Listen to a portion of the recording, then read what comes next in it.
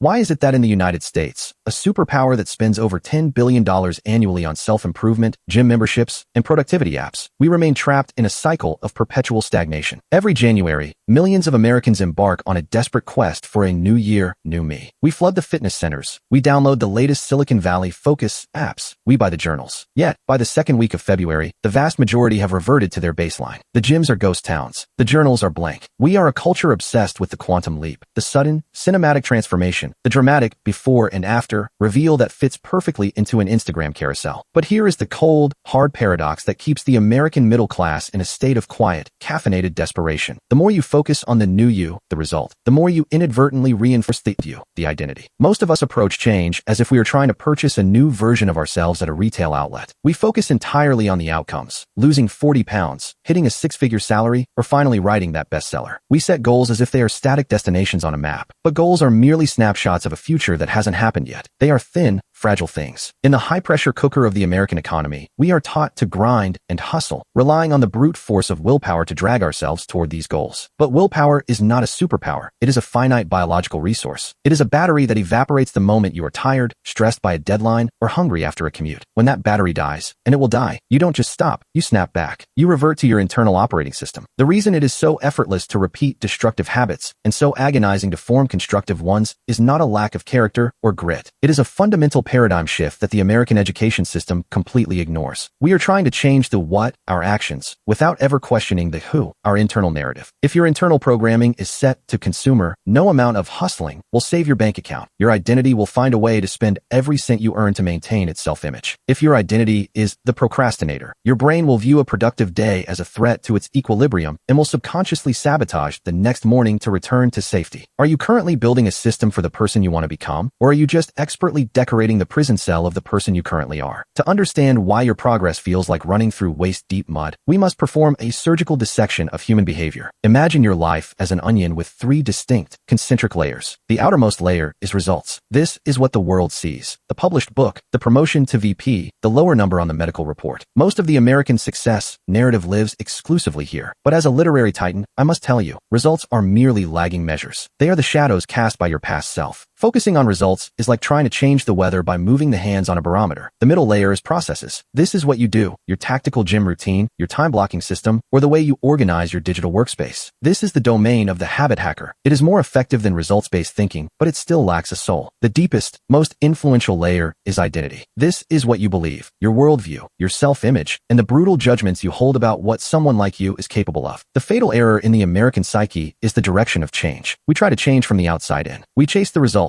hoping it will change the process, and eventually, we hope our identity will shift. But true, disruptive change is inside out. Consider two people refusing a cigarette. The first says, "No thanks, I'm trying to quit." To the layman, this sounds disciplined. But to the analyst, I see a person who still identifies as a smoker. They are in a state of deprivation, fighting an internal war of attrition against their own self-image. The second person says, "No thanks, I'm not a smoker." This is the cognitive edge. Their behavior is no longer a struggle. It is a manifestation of their reality. There is no willpower involved because there is no conflict. The word identity reveals this secret through its Latin roots, essentitas, being, and identitum, repeatedly. Your identity is quite literally your repeated beingness. You are not what you say you want to be. You are what you have accumulated evidence for being. Behind every system of action in the United States, from the way we run our corporations to the way we run our lives, is a system of belief. You cannot maintain a high-performer process if you possess a victim identity. The system will eventually reject the organ. Your habits are not about having something. They are about becoming someone. If you want to conquer the chaos of the modern world, you must stop being a consumer of results and start being an architect of evidence. The American dream is not found in the big break or the lottery win of fame. It is found in a clinical, two-step process of identity evolution. Decide the type of person you want to be. Prove it to yourself with small, microscopic wins. The identity filter. Instead of setting a weight loss goal, ask yourself at every decision point, what would a healthy person do? A healthy person walks the stairs. A healthy person sleeps 8 hours. By acting like that person, you are providing the evidence your brain needs to switch your identity. Audit your identity script. List every sentence you use that starts with "I'm not good at" or "I've always been." Recognize these are not DNA traits. They are just labels you have voted for in the past. Today, cast one countervote. If you aren't good at tech, complete one small technical task. That single vote begins the landslide. The majority rule. Relinquish the all or nothing American perfectionism. You don't need to be perfect to win an election. You just need more votes than the other side. If you slip up, it is just one bad vote. Don't let the old you win the entire election because of one bad day. If every habit is a vote, look at your ballot box from the last 24 hours. Who did you just elect to lead your life for the next 10 years? Is it a titan of industry and thought, or is it a prisoner of your own comfort? The election is never over. The next vote is yours.